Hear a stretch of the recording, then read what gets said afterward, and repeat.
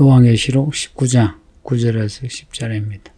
19장은 어린 양의 혼인잔치입니다. 신랑이 어린 양 예수님이시고요. 신부는 새 예루살렘인데 오른 행실의 성도들이 새 예루살렘을 이루고 있습니다. 뒤에 보면 새 예루살렘의 문에 12지파 이름이 있고 성곽의 기초석에 12사도 이름이 있어요. 새 예루살렘의 구약과 신약의 성도들로 되어 있습니다. 어떤 모습인지는 여기서는 상상할 수밖에 없고요. 새 예루살렘에 가서 꼭 봅시다. 이 어린 양의 혼인잔치는 하늘에서 있습니다. 하늘에 크단 무리의 큰 음성이 있어. 땅에서 이루어지는 게 아니고요. 땅에서는 7대접으로 큰 환란이 임할 때 하늘에서 크단 구원받은 성도들이 하나님을 찬양합니다. 또 24장로와 내생물이 천천만만의 천사들이 하나님을 찬양하고요. 앞에 8절까지 계속되는 하나님을 찬양하는 내용인데요. 이제 9절에서 천사가 요한에게 하는 말에 기록하라. 어린 양의 혼인잔치에 청함을 받은 사람은 복이 있답니다. 청함을 받다. 초청받다 겁니다. 어린 양의 그 혼인잔치에 초청을 받은 그 자체가 복이 있다는 겁니다. 복음서에는 이 청함을 택함과 구분해서 말씀해요. 마태복음 22장에서 예수님이 비유로 말씀하시는데 청함을 받았는데 예복을 입지 않아서 쫓겨나는 내용이 나옵니다. 청함을 받은 자는 많은데 택함을 입은 자는 적답니다. 이 전년전에 하신 말씀이지만 지금도 똑같은 것 같아요. 이 말씀을 읽고 듣게 된 거, 배우는 거는 말할 것도 없고요. 청함을 받은 겁니다.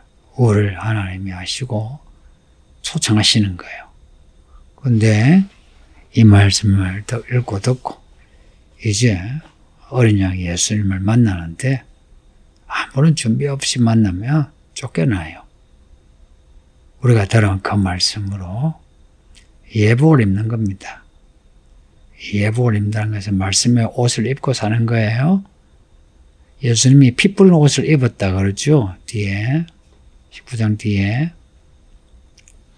예수님이 피 뿔린 옷을 입었으면 우리가 받은 말씀 또한 예수님의 피 묻은 말씀이죠. 이 피 묻은 말씀을 읽고 듣고 배운 사람이 말씀대로 산다면 예수님의 십자가 이야기가 있죠.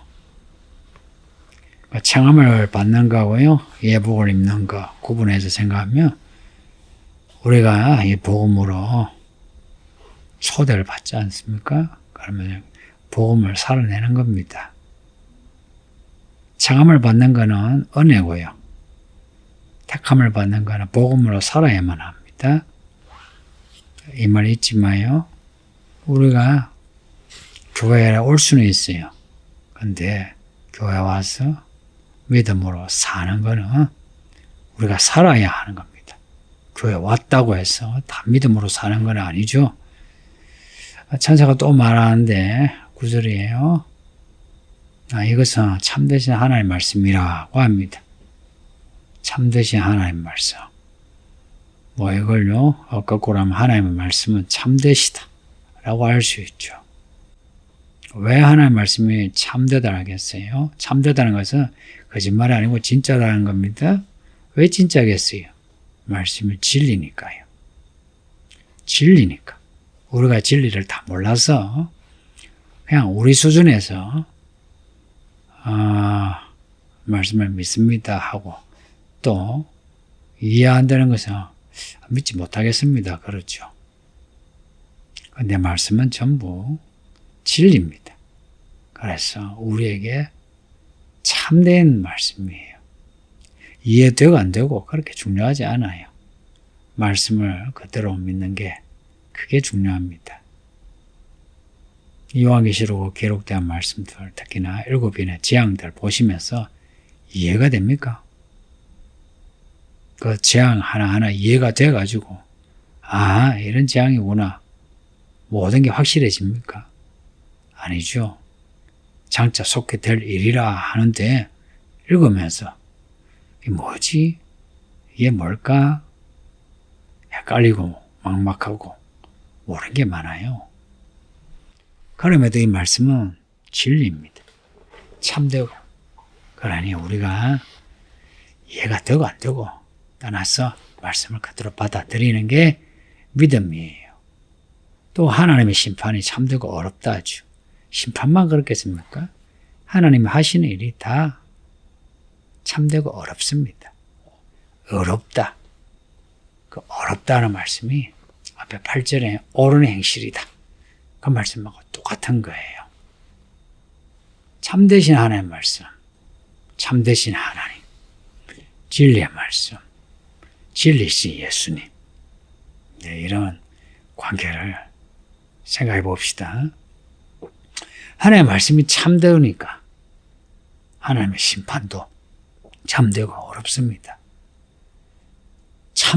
참되다 이 말 요한복음에서 또 반복되고요. 요한계시록에서 또 반복되는데 이 말씀이 참되니 말씀을 듣는 그 자체, 그 청함을 받는 그 자체만으로도 복이 있는 겁니다.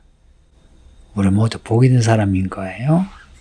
그러니 이 복을 차버리지 맙시다. 이 말씀을 이제 말을 들은 요한이 천사 앞에 엎드려 경배하려고 합니다. 10절에 천사를 통해서 하나님 말씀을 듣고요. 또 환상을 보게 되니 그 천사가 얼마나 거룩하고 영광스럽게 보이겠습니까? 그래서 엎드려 경배하려고 하니까 요한에게 천사가 하는 말이 내게 저러지 마라, 나를 경배하지 말라 그래요. 왜냐 하니까 나는 너와 및 예수의 정언을 받으니 너희 형제들과 같이 된 종이니 삼가 그러지 말고 하나님께만 경배하라 합니다. 천사나 우리나 다 예수의 종이랍니다. 예수님의 종, 하나님의 종. 천사도 하나님의 종, 우리도 하나님의 종인 겁니다. 그러니 우리가 하는 일은 천사들과 하는 일과 다르지 않습니다. 무슨 일을 해야 되겠습니까? 이 말씀을 전하는 겁니다. 그리고 사람들에게 이 말씀을 전가하는 거예요. 우리가 하나님의 종이라는 거 잊지 마세요. 종들 간에는 상하가 있지 않고 다 그냥 수평적인 관계죠. 그런데 하나님과 종들 간에는 관계가 수직적이에요. 아버지라고 부르잖아요. 혹은 주여 이렇게 부르죠. 이거는 수평적이지 않아요. 나와 하나님이 맞먹을 수 있는 그런 관계가 아니고요. 하나님은 우리의 왕이시오 주인이십니다. 그래서 하나님 앞에 엎드리는 겁니다. 천사는 경배하는 거 아니에요. 그러니까 귀신을 경배하면 안 된다는 것처럼 천사도 경배하면 안 됩니다. 그러니까 천사만 경배하지 말라 말씀 아니겠죠. 사람도 경배하지 말라는 겁니다. 가끔 성도들이 헷갈려하는 게 경배와 섬김을 구분하지 못해요. 경배는 오직 하나님께만 하는 겁니다. 사람은 섬기는 겁니다. 부모를 섬기고 교회를 섬기고 교회 성도들을 섬기는 겁니다. 그러니까 섬김은 사람에게 모든 성도에게 하는 거예요. 하나님을 진짜 경배한 자는 교회 안에서 모든 성도를 잘 섬길 수밖에 해요. 예수님이 우리를 위해 죽으셨지 않습니까? 똑같이 진짜 예수를 믿는 사람은 모든 성도를 위해서 죽기까지 합니다. 오직 하나님을 경배해야 하는 이유 10절에 있는데요. 10절 뒤에 예수의 증언은 예언의 영이다 합니다. 사실 이 구절은 난해한 구절입니다. 여기 예수의 증언은 예수님의 말씀입니다. 앞에 1장 1절에서 예수 그리스도의 계시라 나오죠. 예수의 증언, 그리고 예수 그리스도의 계시. 서로 똑같지 않습니까? 그 증언이 계시입니다. 그 내용이 뭐겠습니까? 반드시 속히 일어날 일들입니다. 반드시 속히 일어날 예언 아닙니까? 예언의 영인 거예요. 그리고 이 말씀 자체가 예언의 영입니다. 반드시 속히 일어날 일들. 요한계시록의 모든 말씀은 예수님이 주시는 말씀, 예언의 말씀입니다. 우리에게 곧 이루어질 말씀입니다. 부디 성도님도 말씀을 잘 받아 예수님을 잘 맞이합시다. 그날 이를 갈며 울지 않도록 조심합시다. 아버지 하나님 감사합니다. 오늘도 요한계시록을 읽게 하시니 감사합니다. 이 말씀 우리가 읽고 듣고 배워 깨달아 행동하게 하소서. 오직 주의 말씀만이 참된 진리의 말씀이라는 걸 알고 읽고 듣고 배워 우리가 다 하나님의 어린 양의 그 잔치에 들어가서 택함을 받을 수 있는 신실한 하나님의 종들이 되게 해 주소서. 오늘도 모든 성도들을 주께서 붙잡아 모든 악에서 구하여 주시고 오직 주의 선하심이 합력하여 이루어지게 하소서. 예수님 이름으로 기도합니다.